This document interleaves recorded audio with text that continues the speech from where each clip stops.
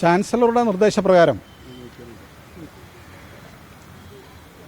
രജിസ്ട്രാറെ suspend ചെയ്ത തീരുമാനം കേരള സർവകലാശാല സിൻഡിക്കേറ്റ് തള്ളിക്കളയുന്നു.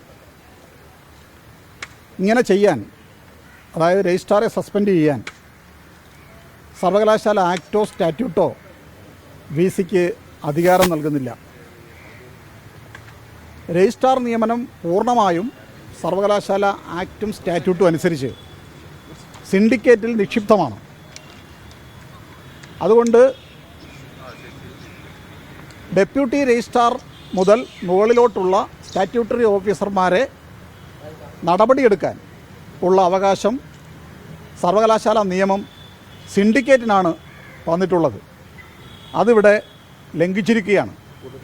അതുകൊണ്ട് തന്നെ ഇന്ന് നിയമവിരുദ്ധമായ കേരള സർവകലാശാലയുടെ വൈസ് ചാൻസലറുടെ താൽക്കാലിക ചുമതലയുള്ള ഡോക്ടർ മോഹൻ കുന്നുമ്മൽ അദ്ദേഹത്തിനുള്ള 1030 പദവി ഉപയോഗിച്ച് സർവകലാശാല രജിസ്ട്രാറെ സസ്പെൻഡ് ചെയ്തത് സിൻഡിക്കേറ്റ് അംഗീകരിക്കുന്നില്ല.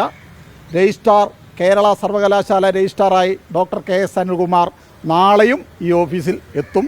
അദ്ദേഹത്തിൻ്റെ ഡ്യൂട്ടി നിർവഹിക്കും.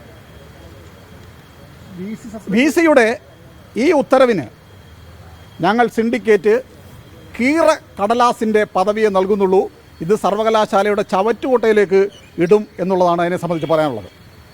മറ്റൊന്ന്, RSSൻ്റെ ചട്ടുകമായി കേരള യൂണിവേഴ്സിറ്റിയെ ഉപയോഗിക്കാൻ സർവകലാശാല വൈസ് ചാൻസലറുടെ താൽക്കാലിക ചുമതലയുള്ള ഡോക്ടർ മോഹൻ കുന്നുമ്മൽ തീരുമാനിച്ചാൽ അത് ഈ കേരള സർവകലാശാലയിൽ നടക്കില്ല എന്നുകൂടി ഈ അവസരത്തിൽ ഞങ്ങൾ അറിയിക്കുകയാണ്. ഞാൻ നേരത്തെ പറഞ്ഞു, സർവകലാശാല വൈസ് ചാൻസലർക്ക് ആക്ട് അനുസരിച്ച് സെക്ഷൻ 1030 അദ്ദേഹത്തിന് ഉപയോഗിക്കാം. എവിടെ ഉപയോഗിക്കുന്നത്? അച്ചടക്ക നടപടികൾക്ക് ഉപയോഗിക്കാൻ പാടില്ല എന്ന് കൃത്യമായി പറയുകയാണ്. അതാണ് ഇവിടെ ലംഘിച്ചിരിക്കുന്നത്. അതുകൊണ്ട് ഇദ്ദേഹത്തിൻ്റെ ഈ ഉത്തരവിന്, രജിസ്ട്രാറെ സസ്പെൻഡ് ചെയ്തുകൊണ്ടുള്ള ഈ ഉത്തരവിന് കീറ കടലാസിൻ്റെ പദവിയേ ഉള്ളൂ. രജിസ്ട്രാർ നാളെയും കേരള സർവകലാശാലയുടെ രജിസ്ട്രാറായി തുടരും.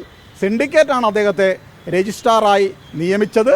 സിൻഡിക്കേറ്റ് തീരുമാനിക്കും അദ്ദേഹം തുടർന്നും രജിസ്ട്രാറായി